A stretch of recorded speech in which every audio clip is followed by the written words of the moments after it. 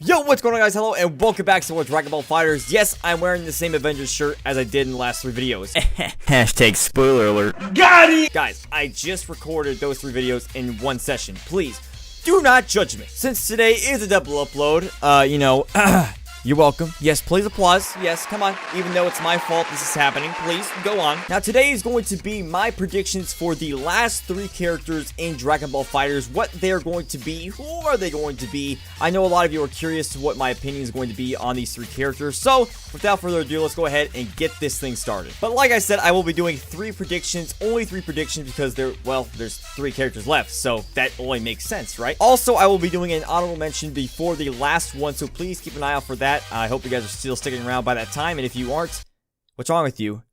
Please get some help. So without further ado, let's go ahead and talk about the first one, which I will stand by to this day. It's going to be the boy, Raditz. Raditz will always be my #1 pick to join FighterZ because he's got a moveset and a fighting style that suits this game. We all know his double Sunday, weekend, Saturday crush, shining Friday, and even dynamite Monday moves, and all of these could easily be incorporated into his moveset. They can even make some of these special moves like dynamite Monday, which is more of an attack that consists of punches and kicks, so that could be a quarter circle forward move to build pressure in corners and etc. Another special move that I mentioned in my video a while back was his Shining Friday move. This is something similar to Kikoku GT, where he shoots a controlled ki blast ball that hits the opponent down. So yes, this is a move that will be just like Kikoku GT. No, don't like that. But except bouncing him off the ground, I feel like this one will probably bounce off the wall, because the Xenoverse 2, when you use the move, he doesn't necessarily go down, he usually just goes kind of straight across. So I feel like instead of bouncing off the floor, it kind of makes more sense of bouncing off the wall to kind of stick with the Xenoverse 2 style. Now on to his beloved supers. Double Sunday will have to be his ground level 1 move. Your boy Raditz has a variety of moves that could honestly be his level 1s, but Double Sunday will always be his faithful super move. His second level 1 would have to be Saturday Crush. So he's basically having 2 level 1s for 2 types of situations. His Double Sunday will be a straight ki blast shot, while Saturday Crush will wipe your opponent straight up with a big electric ki blast and drop you down. Oh, what's that I hear? Is that another Spirit Bomb assist for base Goku? Yeah, boy. Lastly, his level 3 would have to be Weekend or Vacation Delete. Both are sadly kind of mediocre in terms of style, but if it were me, I would go with Vacation Delete. Now, next up is somebody that and when I mean some, I have to sit here and say some people will actually like to see in FighterZ. It's that boy it's that boy Shallot. Listen, I know this is a stretch, but it could honestly happen. Since Legends did do a small crossover with FighterZ and brought 21 to the game and even added a special voice line between her and Shallot, it does give us a glimmer of hope that he can join FighterZ. He doesn't necessarily have a move set, unfortunately. The only move we know that's actually his is Wild Cannon.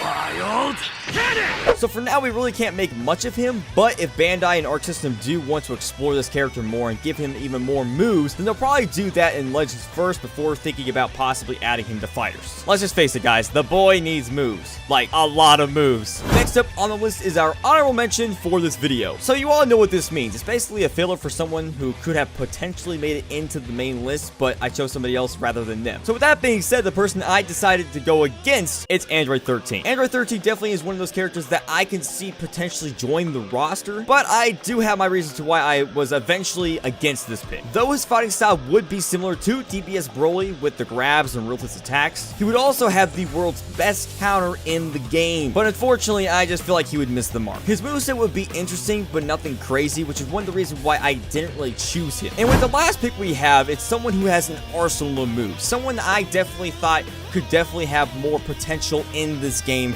rather than Android 13, which is of course the man himself, the Shadow Dragon Omega Shenron. And no, guys, I am not picking him because of the file that was released a while back with Gogeta saying something that he muttered to Omega Shenron back in GT. I'm just saying it because I feel like the guy will actually be there. So without further ado, let's go ahead and talk about what this man could bring to the table. Now, Omega Shenron could be a brute in this game. I feel as though his attacks will be hard hits, something like DBS Broly, and maybe he'll have an installed grab attack in his auto combo, which of course could be something similar to DBZ Broly or even Cell. If you remember when Omega Shenron Shenron stabbed Vegeta and impaled his shoulder, which is just, oh man, that was bad. The move best known as Dragon Thunder, then you should probably already know where this is going. My man is gonna make this his counter for sure. Or if anything, they'll probably make this his final auto combo hit that if landed, hits you up, and then from there you do your basic extensions and etc. But if this turns out to be his counter, my man's will be crazy. Now onto his beams. I think they would be shot from his fingertips, which is a move seen from Xenoverse 2 and something you are seeing right now. He basically just shoots a ton of finger ki blasts at you, and that's about it. I could definitely see that being his basic ki blast. I mean, it's kind of a no-brainer at this point. Now, something else that he can use that can either change the game or at least put it on its head is using his eye lasers. Omega uses this to either blast the person or even use it to grab them and draw them to himself. Like, bruh, imagine the combos and mixes with that. It needs to happen. Oh, so you thought this wasn't going to be unblockable? Oh no, it's going to be unblockable. What? 100%. Listen, if Gogeta can stand there menacingly and hit you with that, then Omega can do this. One last beam I would like to see added to Omega is the one he took from Ice Shenron, which is Ice Ray. Not only will this man get unblockable, but this man can freeze you too. Think of it as more of a stun, rather than you being frozen for a long period of time. Moving forward, now we can get into the good stuff. His level 1 super would have to be Whirlwind Blade. It's somewhat of a basic move, but it's something he also took from another Shenron. Oceanist Shenron to be exact. He raises up one hand and sends a huge blast of wind straight at the opponent. Now his level 3 is something we should all know. Like, it's pretty much a no-brainer. Xenoverse 2 calls it minus energy power ball, but its actual name is negative karma ball. So it takes the energy from the Dragon Balls and stores it into this gigantic black ball. And fun fact, actually, it can destroy a planet.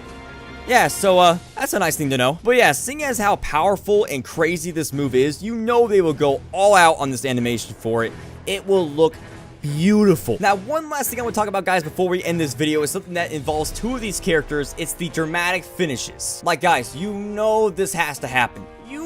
This has to happen. My man Shenron got destroyed by the Spirit Bomb with Kid Goku GT. Kid Goku GT's in the game.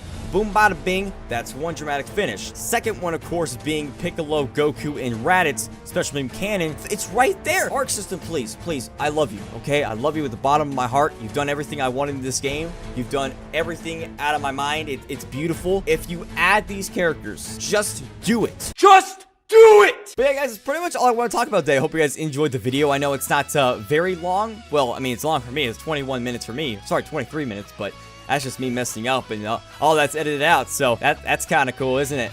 Lucky you. But guys, jokes aside, I hope you guys enjoyed the video. I'm hoping these three characters do join. Omega Shenron and Raditz do seem like the two characters that will 100% join. It seems more realistic, I should say. Shallot's kind of one that's a little iffy, but it can definitely happen if things kind of move the way they do. Like him getting new moves, please. He just doesn't have anything. But of course, guys, let me know in the comment section below what you guys think of my predictions. And of course, let me know your predictions in the comments below as well. I want to hear you guys. I want to hear you guys' opinions. We talk about it. And of course, if you guys disagree with mine, it's okay. Opinions are opinions. We all talk around here. It's all respectful. I appreciate all of you. Thank you guys so much for watching. I'll see you guys next time. Like, subscribe. Peace.